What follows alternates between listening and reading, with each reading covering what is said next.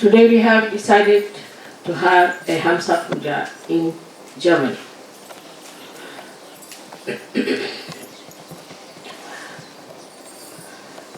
We have never yet paid much attention to this center of Hamsa, which is, I think, very important for the Western world rather than for the Indian or the Eastern.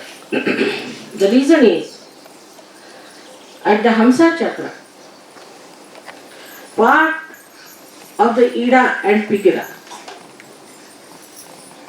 come out and manifest. Means the expression of Ida Pigala is given through the Hamsa Chakra. So this Hamsa Chakra is the one that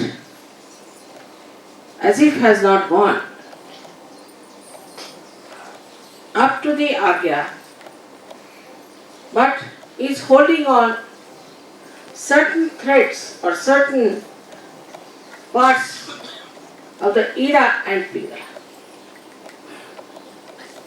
And they start flowing through your nose, expressing through your eyes, from your mouth and from your forehead. So you know that Vishuddhi Chakra has got 16 petals which look after the eyes, nose, throat, tongue, teeth.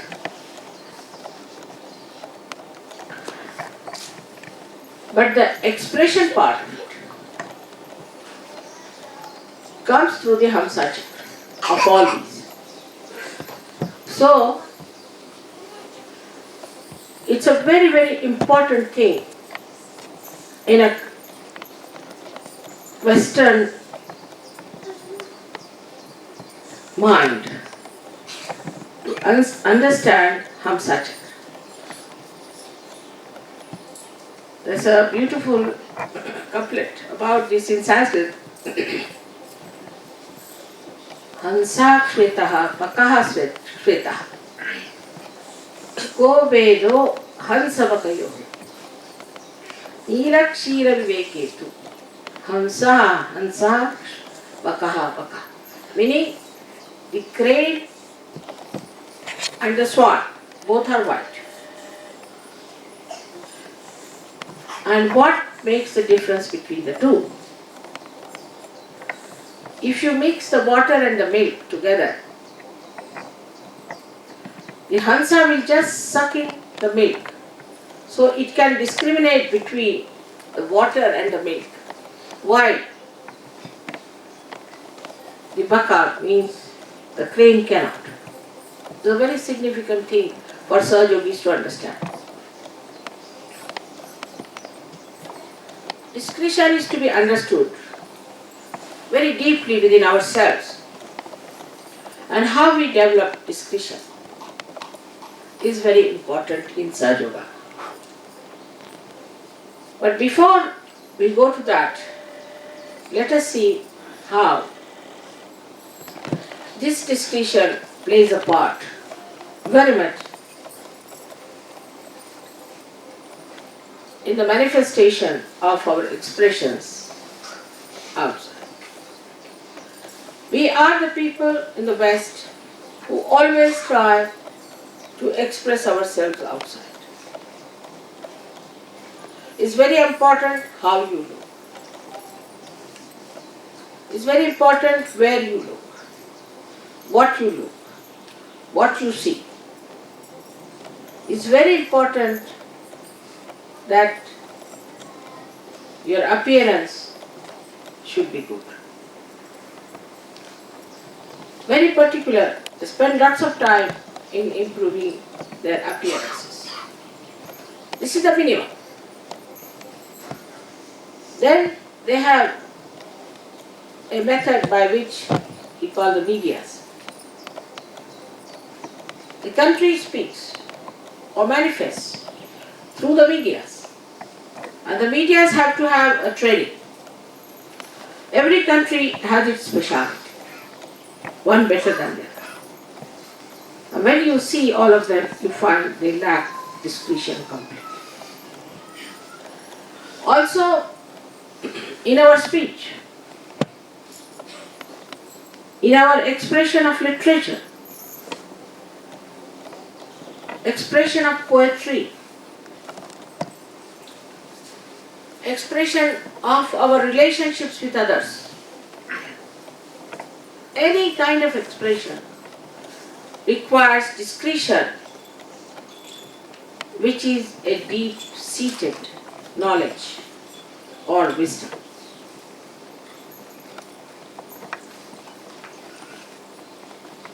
If in the West people were not so much outside, they would have been much better off, I think.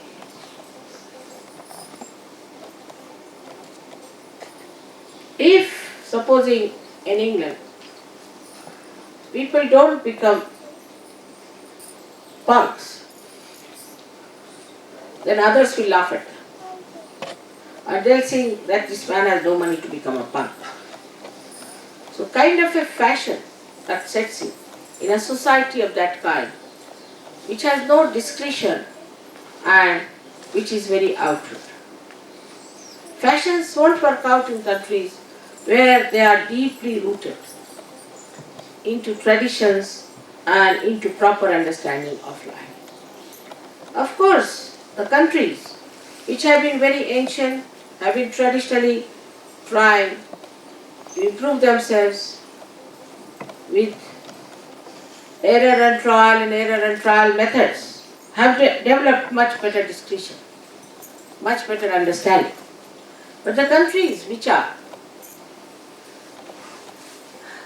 not gone through all that ordeal, have not worked out, have not gone through that discipline, lack in discretion.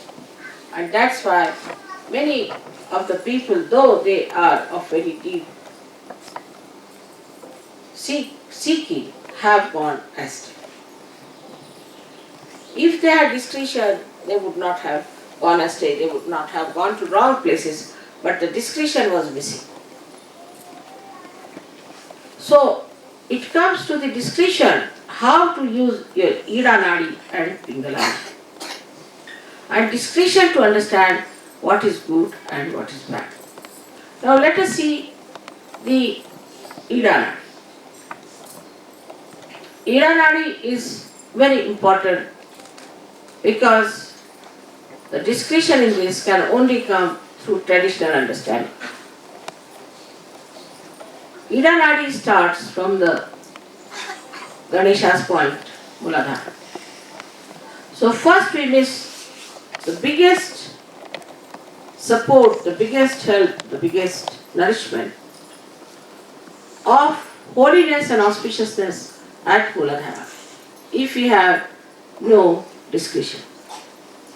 We always take to thing which is detrimental to our growth and also which may destroy us, not only us but the whole country. We like people who are destructive when there is no discretion. Discretion means that you must choose the things which are good for you, which are benevolent to you, which are good for the collective, which are good for your asset. On the contrary, the people who have no discretion fall into the traps of wrong type of people, like say Freud. I mean, to an Indian Freud, nobody can believe that you can go into such a nonsensical idea. But people accepted Freud more than they could accept Christ. Because the discretion was completely missed. If they had that traditional discretion in them, they would have been saved. That traditional discretion is the thing that comes through Ida Nadi. Now that's what the people call it as conditioning. And they say that conditioning is very bad. And people should not take to conditioning. And one should be free from conditioning, which is absolutely a wrong idea. In that also there has to be discretion. What conditioning is good and what is not good has to be taken.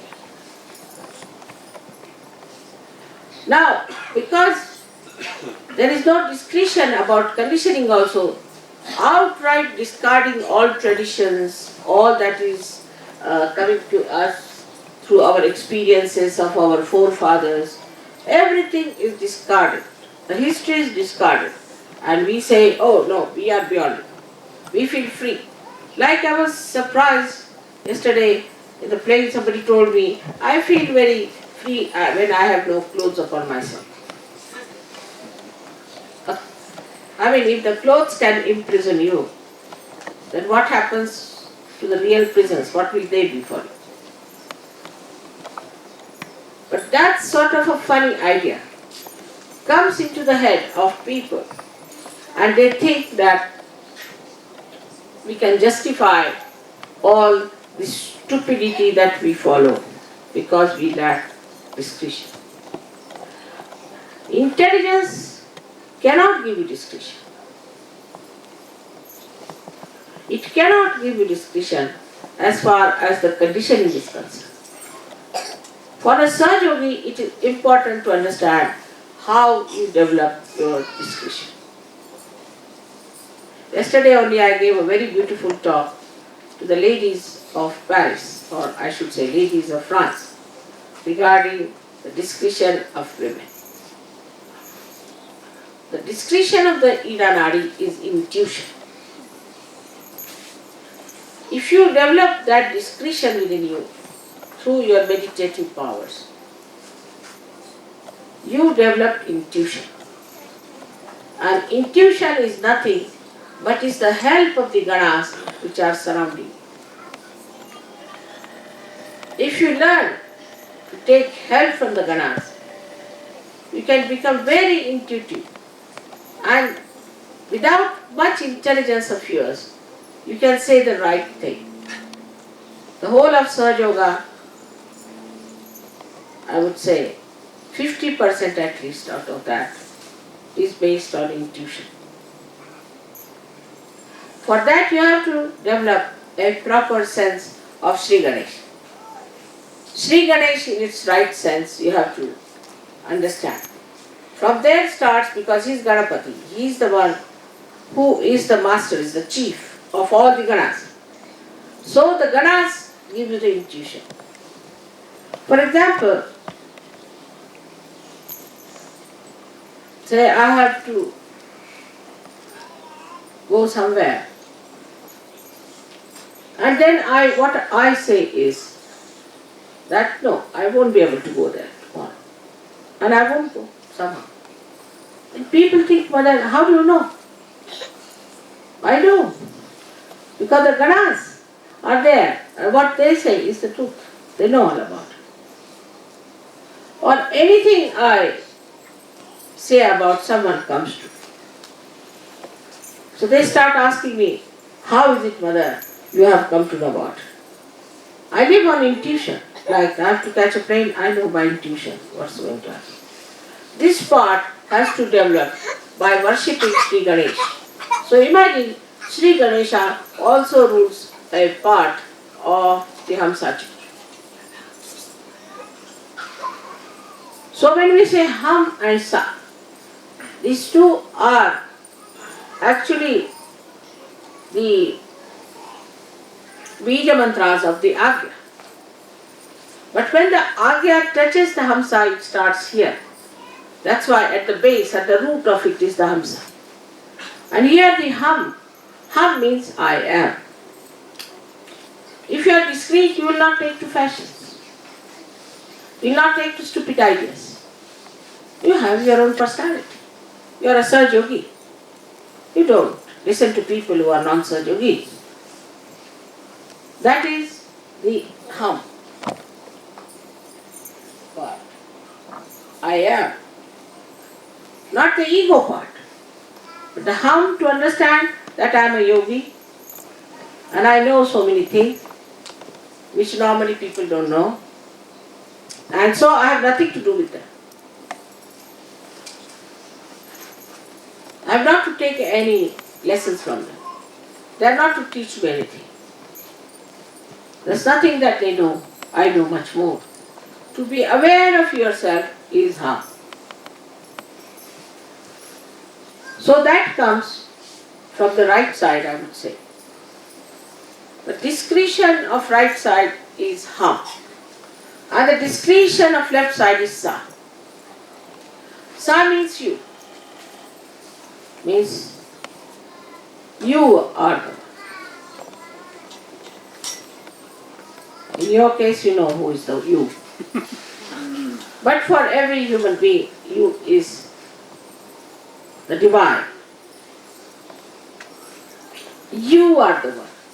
This comes from the left side, is sa.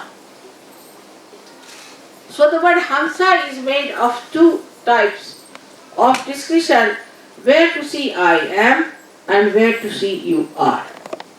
On these two balances, as they have shown here beautifully, the moon and the sun.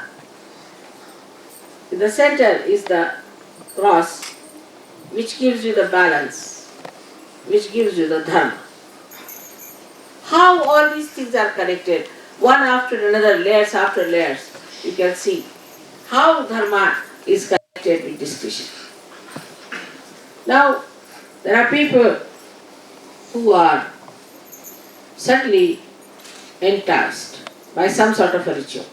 For example, I have seen some Sahajogis. They come to the puja and they are giving bandhan to them, like mad. On the way they'll go, they'll give bandhan.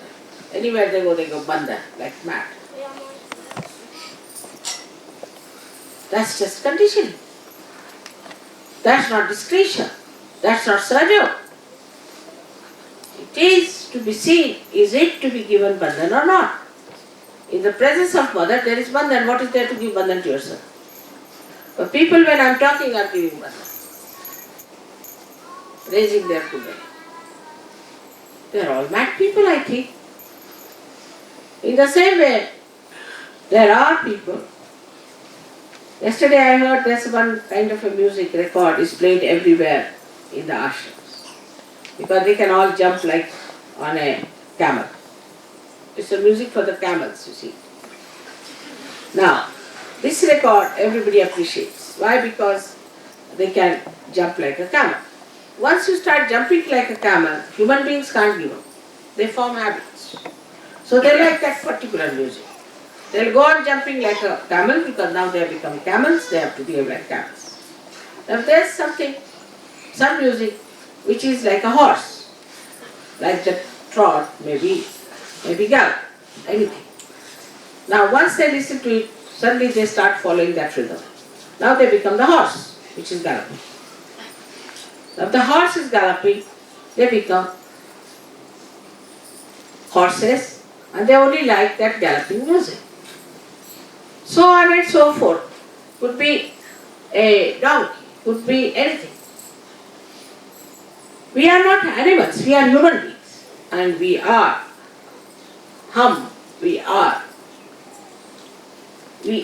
Sahajogis.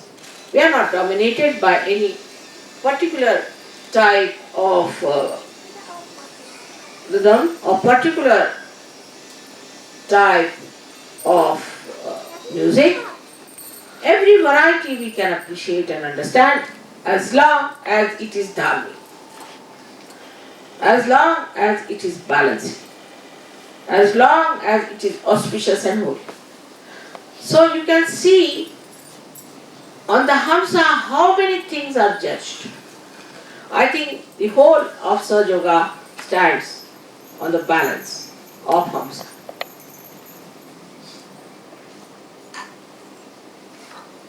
There are people who are very astute, means very honest. But this honesty can go into a ridiculous limit. Or else there are people who are very hard-working. This can also go to the ridiculous limit. So these qualities which are supposed to be good cannot be righteous. The righteousness is discretion.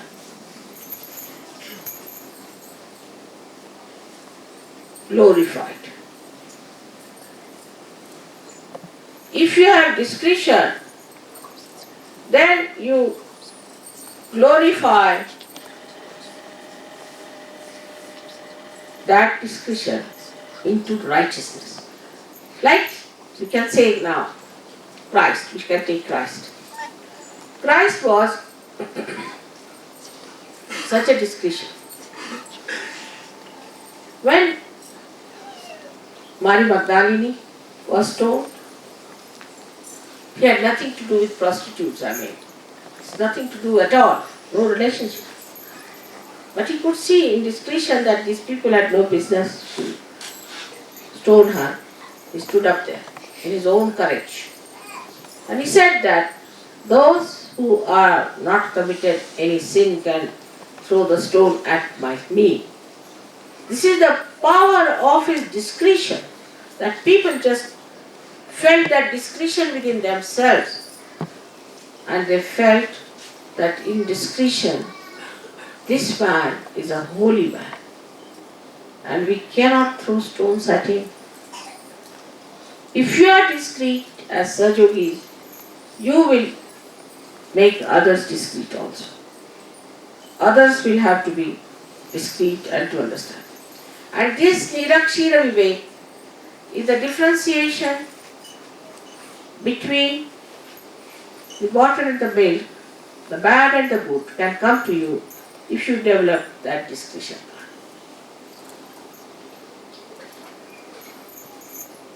In Sahaja Yoga, at every stage, you will find people falter also with the right side in discretion.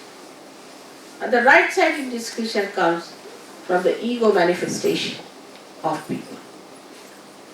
This ego is, as I said, is hum. This ego doesn't work when it has to work. For example, I find some people went for a marriage in the church. Of course, that's wrong for Sahaja. We don't believe in any human religions, you know that. Alright, we went to the church is all. But they sent a lady to London to buy Laura Ashley dresses.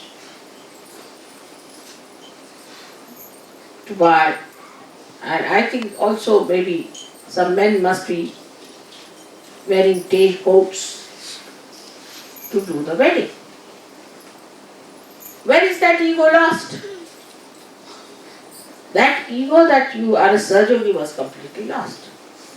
I think they all went for hairdressing, all kinds of things they did.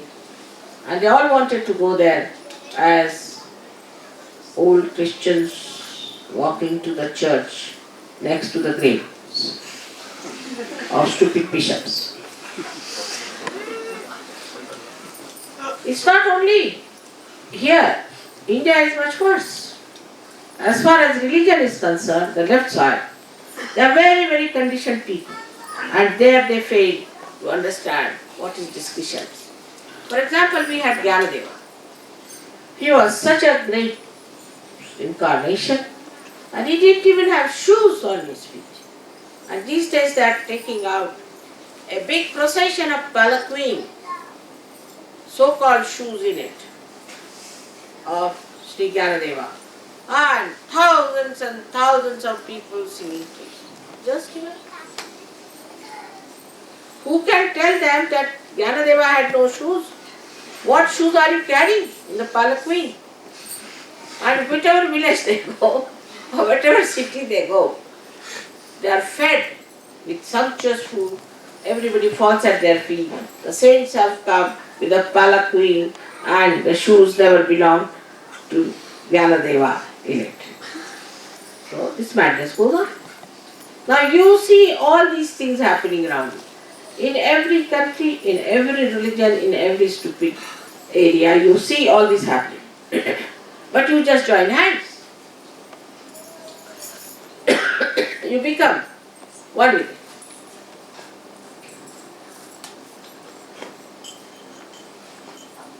And then it becomes so difficult to understand what has happened.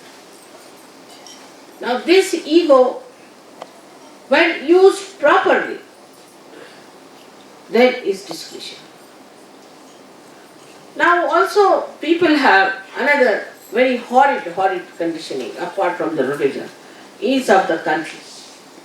I belong to India, I belong to Germany, I belong to England. Everything is wretched. I mean, to say something like that means you are not yet grown up to the Sahasrara land. Those who start becoming some nationality do not know that your nationality is transformed. Actually, you don't need any passports. In the area where the divine reigns, no passport is needed. It's writ large on your faces. But still inside this deep conditioning is there, that I belong to this country, my country is very great, your country is not good. But when it comes to discretion, is to think that all right, I was born in Germany, and Germany has made lots of mistakes. Let me work it out so that I get back all my German people into the area where resides peace, joy and happiness. There is, this conditioning is used in discretion. In everything you will find there are two sides. Which way you move is your discretion. For example, there are people who have a conditioning of a particular, say, a religion. Supposing they belong to the Jewish religion and have come to Sahaja Yoga, or they belong to Christianity and have come to Sahaja Yoga. So now, what is the discretion? As soon as another Jew person comes in or Christian person comes in, they'll just get into a fraternity of roots there. And they all become great friends because she's Jew, I'm Jew, my father is Jew, my mother is Jew, my sister is Jew. Same with Christian, same with other community, same with any other nationality. Now, what is the discretion when you see? The best thing, discretion at that point, is to see what are the faults of the so-called human religions which are formed after the death of the promoters, or we can say the incarnations or the prophets who started the religion. This is first discretion. The second discretion is to read those scriptures and find out what is so special that these incarnations have said. For I would say, if there is a Muslim, he should go to Quran and see what's written in Quran as far as Sahaja Yoga is concerned. If it's a Christian, let him go to the Bible and find out whatever is written there as far as Sahaja Yoga is concerned, because Sahaja Yoga is the truth. And what truth is written has to be found out. If such a thing is developed, then you can go further if you are brave enough and can be courageous to go and tell the people that, see, what is this nonsense you are following? It's not written, it's not done. Whatever is written, this is the essence of the whole thing. That's the third stage, where you have used your discretion as far as a particular religion and nationality is concerned. Now, when I am, say, in the West, I have to discuss the West. But when I am in India, you must hear me. Don't understand the language is good for you. You lose all respect for the Indians. I give them left and right. And tell them what's wrong with them. But here, it is important that much is wrong with us in the West. So the discretion is to see what's gone wrong with us. Where are we now? Have you got any courage or not? For example, ladies don't have courage to wear a sari outside. Why? Sometimes doesn't matter. When Indians can wear your dresses, you can wear saris also. Or a man won't wear Indian dresses outside. Is a little hum is the. They enjoy it, but they won't wear. They'll wear the same funny, holy pants. They can wear the punky stuff, but they can't wear something that is sensible, is good to wear. It's something that must give you the idea that we are different people. Now this red mark is very important because then you don't catch any boats. It has to be borne. In the Bible it is written that there will be a mark on their heads. But because there are so many other stupid people like Hare Rama, Hare Krishna, I don't think they wear any marks.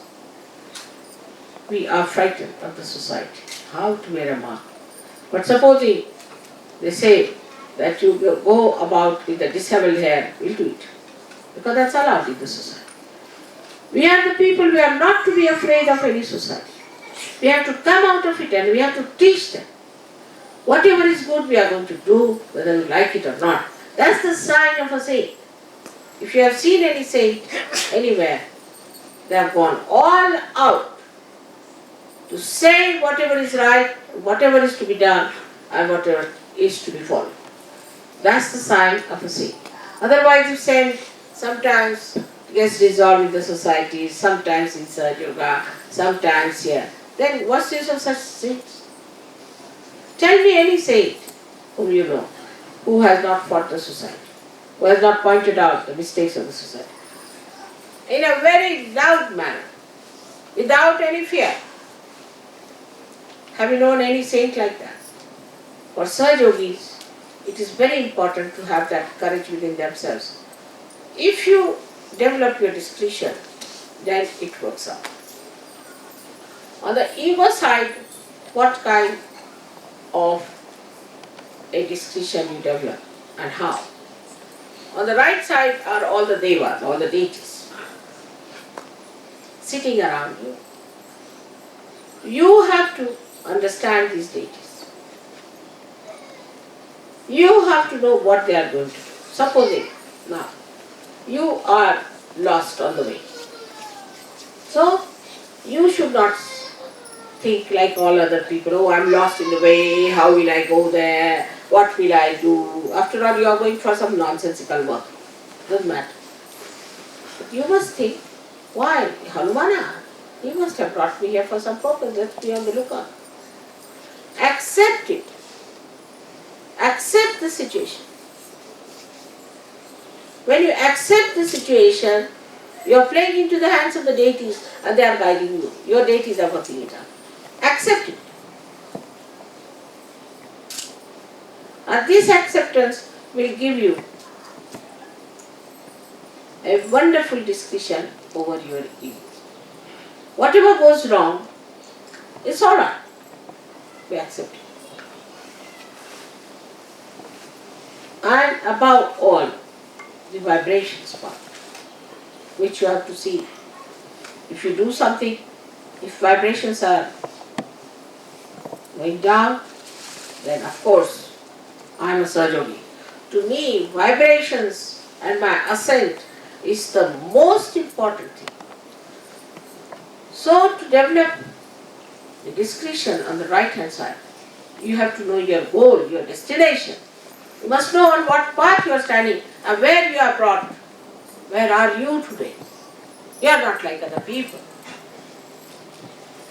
If that kind of a discretion you develop within yourself through pure intelligence, for that you need pure intelligence. And pure intelligence in Ahamsa is that it glides on the water. It shrugs the water. It doesn't allow anything to overpower.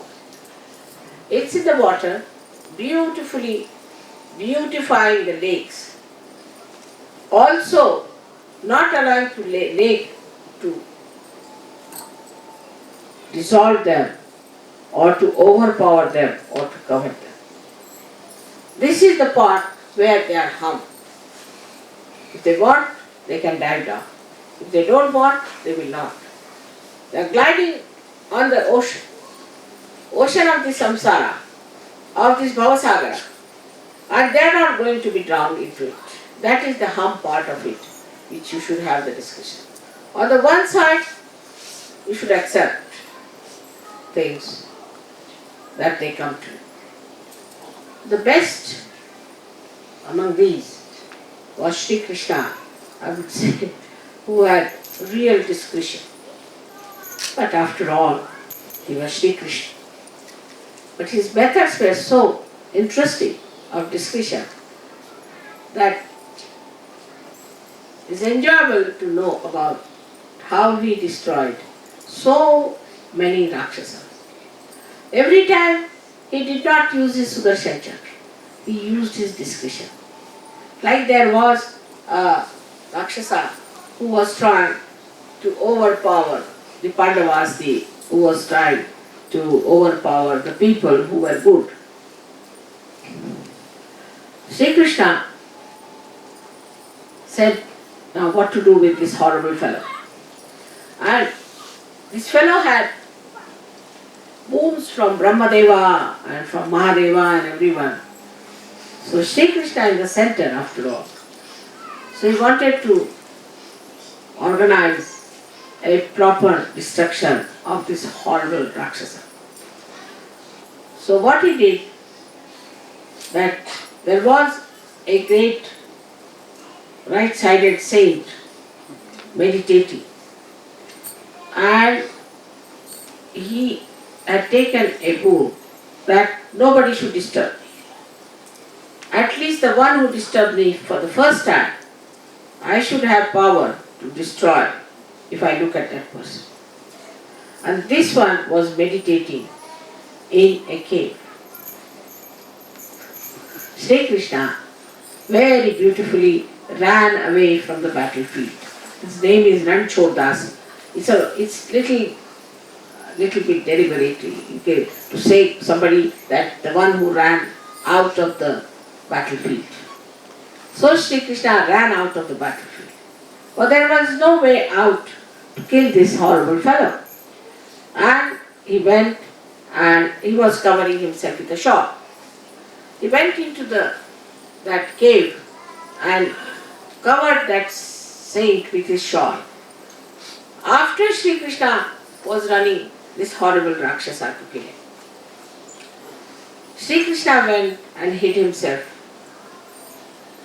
When this Rakshasa came near the cave, he saw the shawl covering this saint. He said, "Oh, so now you are tired and sleeping here, running away from the field. Get up now." As soon as he said this saint got up and looked at him, and he was completely burnt.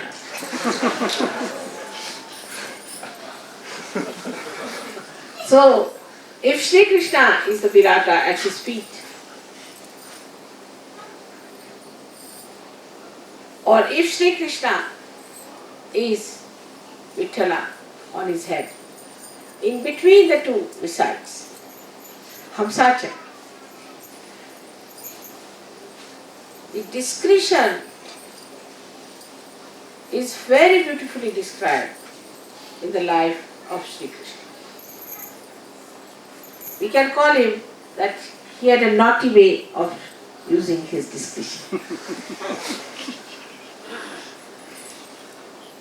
He has done so many things like that. But they create a drama. They create his Leela.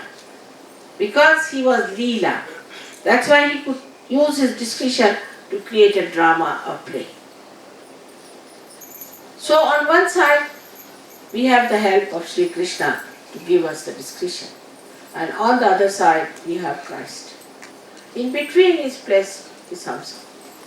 So we have two great incarnations within us, who are the embodiment of discretion. So one side is Sri Krishna, who is one who looks after the conditioning side of it. And the other side is Christ, who starts looking after the ego side of it. The one who says on the cross, "Oh God, forgive them because they do not know. Oh Father, forgive them for they do not know what they are doing," is the same one who takes a hunter in his hand and hits people, starts beating them because they are making money in the name of God. See the discretion. That's Jesus. Same Sri Krishna, who with his Sudarshan Chakra can kill thousands and thousands of Rakshasas, becomes the driver of Arjuna. The contrast of their behavior is the beautiful saga of their discussion. Now for a Sahaja it is important to understand that they have to work out their discussion in a manner that they develop their intuition. I would say the first thought could be the intuition. Could be the intuition. Could be that this is intuition. Try. Experiment. But going to the extremes of everything is wrong in Sahaja Yoga. You have to do everything in moderation. Like I told them to see everything through vibration. So they will put their hands, I don't know, to everything. Should I buy this sari or not? Even go beyond that. Should I buy this face powder or not? It's so ridiculous. It's so bad that ultimately you find you have become a booth and you are telling everybody that your vibrations are bad because your vibrations are bad. Your attention is bad. Putting your attention to nonsensical thing makes your vibrations absolutely disappear. So, with discretion, you must have common sense, practical sense.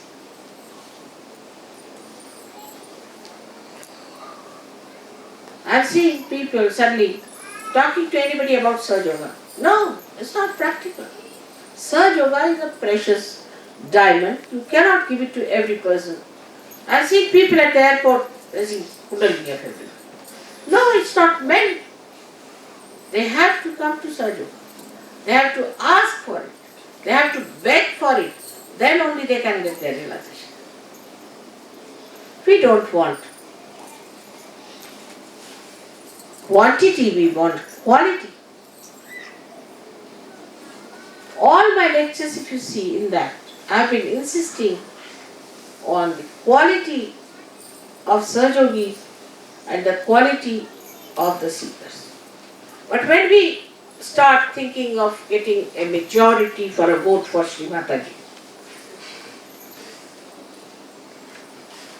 I have to say, I am not standing for any election. Whether you elect me or not, I am elected.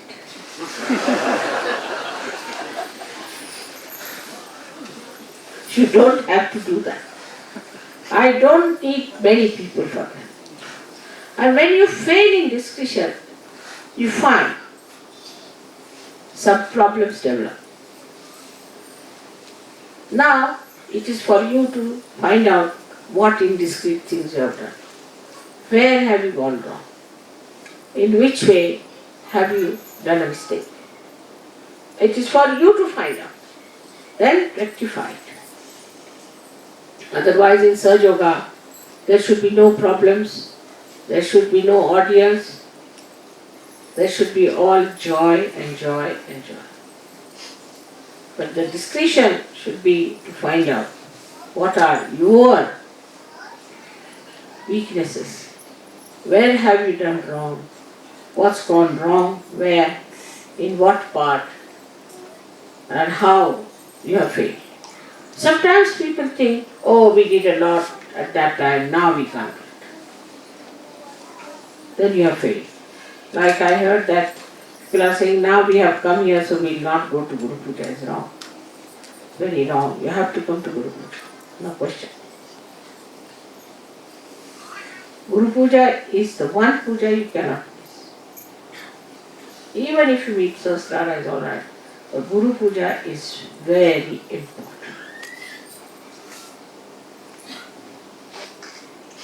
At any cost you have to come for Guru. I know I chose a place which is Andorra. But it's not Himalaya.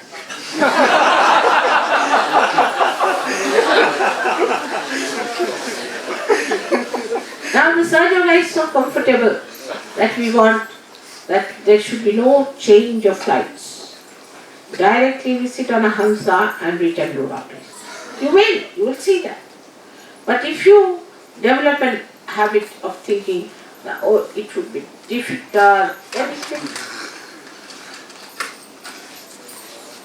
But as Mother has said, it is going to be the easiest, everything is going to go down. Once you think like that, it will go.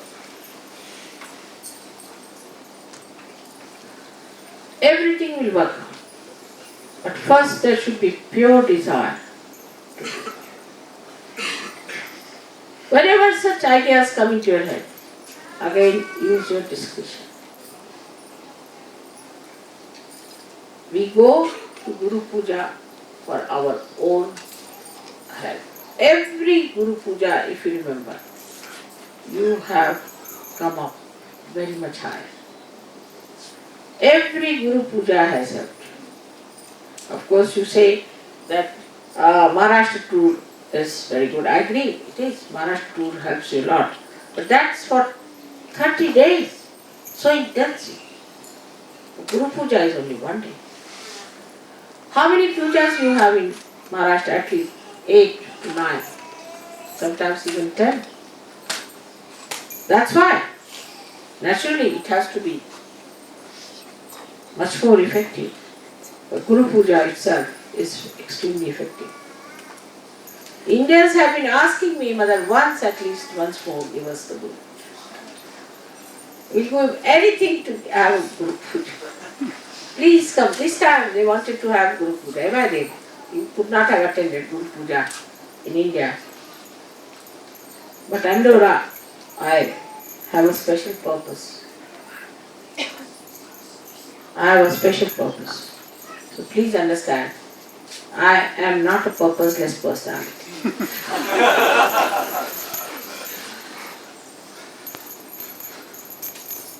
Gradually learn how I fulfill the purpose. Yours, mine and that of Sergio. Together. How I work it out beautifully. You will understand. And I hope one day you also develop all those beautiful ways and methods of discretion by which you just do the right thing and never the wrong thing.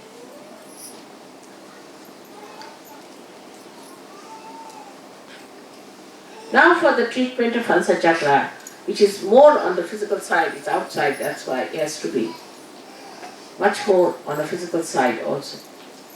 So as we have used the ghee and all that, you know very well to put the Hansa Chakra on that. Also, for Hamsa Chakra is important not to kiss people. I think kissing must be given up. Because in kissing, you do allow the germs of another person. In Sahaja Yoga, it's alright.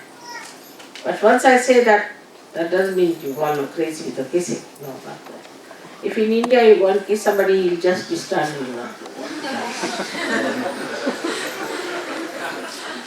The more you start expressing your love by all these gestures, the less it is inside.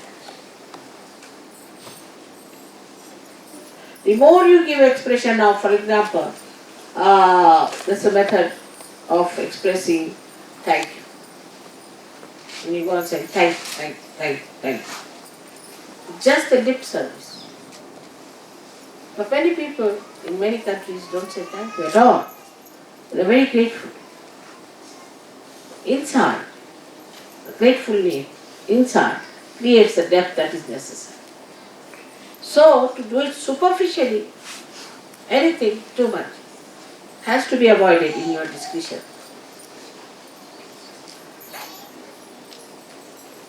But avoiding extremes, avoiding too much outward expression, again can create another indiscretion like the English. They don't speak. They just don't speak. You travel with them every day for 25 miles, sitting together, they will not say who you are. They'll know each and everything about you, but they'll just keep. They are not supposed to speak. It's artificial. So the second point we have to come to, we are not to be artificial. It's alright. If somebody feels like just out of just spontaneity wants to love me and hug me, I don't mind. Because not artificial, it just comes. Children are most spontaneous. They are not artificial. They are not at all artificial. In the same way, we have to be very natural about everything. It's alright while talking to each other if the men hit the man a little bit. Doesn't matter. They are not insulted. It's a love, expression of love. Is all. But should be spontaneous, should not be artificial. We should not take to artificiality in Sahaja Yoga at all, by any chance. But wearing clothes is not artificiality. To be decent is not artificiality. To be dignified is not artificiality. Artificiality is that what you don't feel inside is to say I'm. That is artificiality, and for Sahaja Yogi, he feels he has that bashfulness, he has that shyness, he has that protocol, and he respects his body. Out of respect of the body, he doesn't want to do something that will insult him. And that's how, if you understand how far to go and how far to stop, then there is another way of indiscretion in Sahaja Yoga which I have seen, is that people start using me in many purposes like that. Like supposing now somebody is writing a poem. So he'll come to me, he'll say, please correct my poem. I'll correct 1 poem, 2 poems, 3 poems, 10 poems. Then he will lose the capacity to produce poems. You should not use me for your own purpose in that manner. But in any case, you are using me. But with the understanding that Mother is all the time with me and is helping me, there's no need to come forward and jump on my time and to take my time and to bother me so that I should feel, oh God, when will I get rid of this? Or others have a thing, Mother, you must come to my house, you must take my child, you must meet my husband, he might be a drunkard. So taking attention to what you call yours is also indiscretion. Instead of that, you put your attention to me instead of taking my attention to you. It's a very delicate line, as if we are walking on a sword. It's a very, very delicate line of discretion. But once you know, as a state within yourself, you are discreet. You cannot be indiscreet even if you want to. And that is what is the ascent part. So once you come out of this chakra and pass through your agya, you enter into sahasrara where you have to be discreet. Whatever then comes out from there blessed, whatever expression comes out blessed from the sahasrara is all discreet and beautiful. Some people have a habit of dominating me also. Like I am talking, they talk in between. If I am saying something, they will come. Then I play tricks. I am good at playing tricks. But I'm very discreet. It's alright. My discretion plays the tricks. Because if I'm direct, you won't like it. So better be discreet and play tricks. In everything that we do, discretion expresses itself. And if you are a solid Sahaja-yogi or a Sahaja-yogini, your discretion is evident and everybody sees it and knows it that it is there.